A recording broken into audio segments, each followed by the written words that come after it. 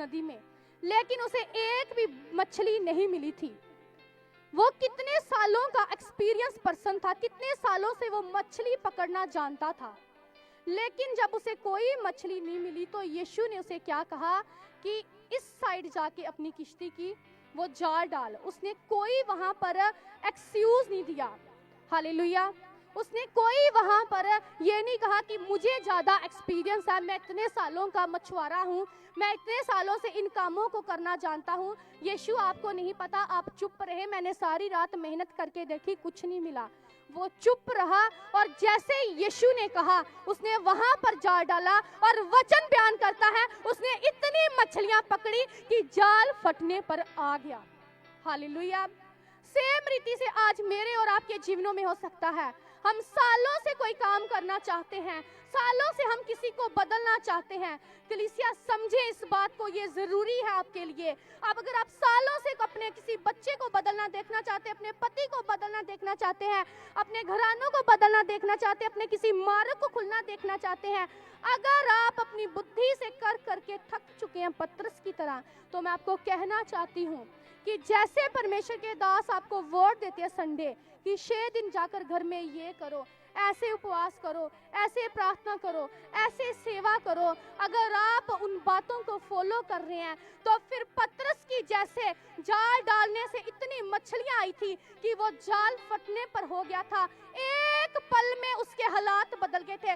Same रीति से प्रभु आपके हालातों को बदल सकता है अगर आप उस विजन को पूरे तन मन से, पूरे एफर्ट लगा के फॉलो कर रहे हैं। आज क्यों बरकतें रुकी हुई हैं कलीसियाओं की, क्यों आशीषें नहीं आ रही?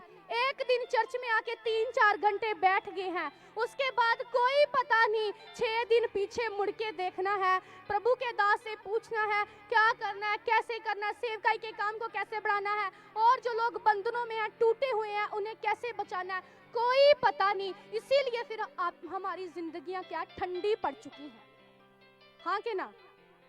ऐसा ही है ना? एक दिन आगे 3-4 दिन सिर्फ ले लिया, ले हैंड ले लिया, वचन ले लिया, प्रार्थना ले ली, लेकिन यीशु ने ऐसा करने के लिए हमें प्रेरित नहीं किया हुआ। जब आप पढ़ते हैं बाइबल को तो वचन में लिखा यीशु के साथ साथ कुछ औरतें रहती थी जो सेवकाई के कामों में यीशु को सहयोग करती थी। कुछ भाई साथ साथ रहते थे, चाहे यीशु जंगल में जाते थे, चाहे पहाड़ों में जाते थे, चाहे किसी के घर में जाते थे, वो यीशु के साथ साथ रहते थे। हमने सिर्फ 3-4 घंटे वाले लोग नहीं बनना। कितनों को समझ आ रही है? चाहे आप 6 दिन कंटिन्यूस नहीं आ सकते, लेकिन आप कह सकते हैं कि प्रभु के दास क्या करना है, कैसे सेवकाई को आगे बढ़ाना है, कैसे और रूहों को बचाना है। क्या आप नहीं जानते कि प्रभु ने हमें किस लिए भेजा है? क्या आप नहीं जानते कि अगर आप बच चुके हैं, आपने प्रभु के स्वाद को चखा है, अपने पहले की लाइफ को देखें, जब पवित्र आत्मा ने आपको नहीं छुआ हुआ था, जब आपके जीवनों में परमेश्वर का प्रकाशन नहीं हुआ था, जब आपको पता नहीं था कि प्रभु ऐसे छू सकता है, ऐसे कार्य कर सकता है, उस समय आपकी लाइफ कैसी थी? जरा पीछे झांक के देखें, जाएं उन बीते सालों में, देखें कैसी जिंदगियां थी। और जब आज आप जान चुके हैं कि आप सिर्फ उसको अपने तक सीमित रखना चाहते, आप नहीं चाहते और लोग, बहुत लोग बीमार है, नशों में है, घरों में हर समय लड़ाई झगड़े, लेकिन लोग कहते हैं वो नहीं बदल सकता, वो नहीं बदल सकता। मैं आपको कहना चाहती हूँ, अगर आप बदल सकते हैं, मैं बदल सकती हूँ, परमेश्वर के दास बदल सकते हैं, तो क्या परमेश्वर उनको ना बदलेगा? बदलेगा, बदलेगा। लेकिन बल कहाँ है? परमेश्वर के दास ने हमें सिखाया था वीरवार को, परमेश्वर का राज्य आना नहीं है, लाना पड़ेगा। With efforts, with prayers, with evangelism, परमेश्वर के सुसमाचार को फैला के। हालेलुया।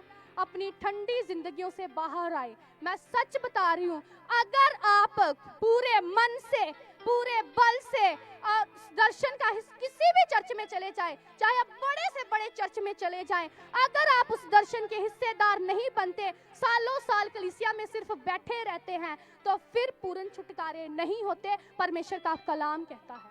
हालेलुया। क्योंकि परमेश्वर ने सिर्फ बैठने के लिए नहीं बनाया, उसने कहा जाओ और सुसमाचार सुसमाचार दो। अगर परमेश्वर के दास पौलुस कहता, परमेश्वर के दास कहते भेजे ना जाए तो वो किस रीति से सुसमाचार सुनाए। अगर कोई भेजेगा नहीं, अगर कोई क्रूसेड के लिए, स्पोर्ट के लिए बाहर निकलेगा नहीं, अपने गांव में बेदारी लाने के लिए कोई खड़ा नहीं होगा, तो किस रीति से वो कर पाएंगे। हालेलुया। डिसीजंस ले, कम से कम अपने नगरों में मीटिंग्स कराने के डिसीजन ले। चर्च आपको सपोर्ट करता है, कोई चर्च ऐसा सपोर्ट नहीं करता कहेगा कि यहाँ से सारा कुछ ले जाओ। क्या आपको अपने नगर की, जो मोहल्लों की चिंता नहीं है?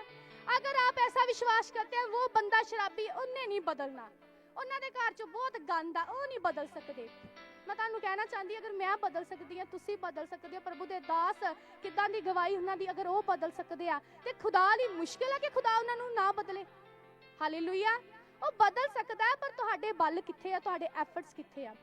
ਡਿਸੀਜਨਸ ਲਓ, ਐਟਲੀਸਟ ਡਿਸੀਜਨ ਲਓ ਆਪਣੇ ਆਪਣੇ ਨਗਰਾਂ ਚੋਂ ਮੀਟਿੰਗਸ ਕਰਵਾਉਣ ਦੇ, क्योंकि खुदा ने तुहाडे को भी हिसाब लेना वा और मेरे को भी लेना है कि असी सिर्फ लिंदे सी दूजियां लई की करदे सी। हालेलुया।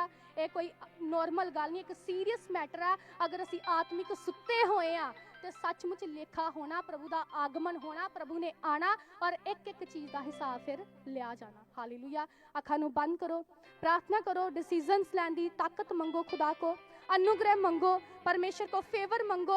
परमेश्वर नूं कहो प्रभु तुहाडे रस्ते खोले, प्रभु तुहाडे मनां नूं खोले। खुदावन प्रभु यीशु दे नाम दे विच पिता, कलीसियावां दे मनां ते परमेश्वर तेरा कब्जा हो। खुदावन हे परमेश्वर, एक कलीसिया प्रेरितावां दी कलीसिया दी तरह बन जान। खुदावन तेरे दास नूं इस विजन नूं अगे लैके जान चो मददगार साबित होण मेरे सामर्थी पिता। हे खुदावन इस तरह दा अनुग्रह इन्हां दे जीवनां ते दे मेरे सामर्थी परमेश्वर। बंद बुद्धियां और समझ और ठंडेपन खत्म होण यीशु दे नाम दे विच। हर आत्मिक ठंडापन खत्म हो यीशु दे नाम दे विच। हर आत्मिक ठंडापन खत्म हो यीशु दे नाम दे विच पिता।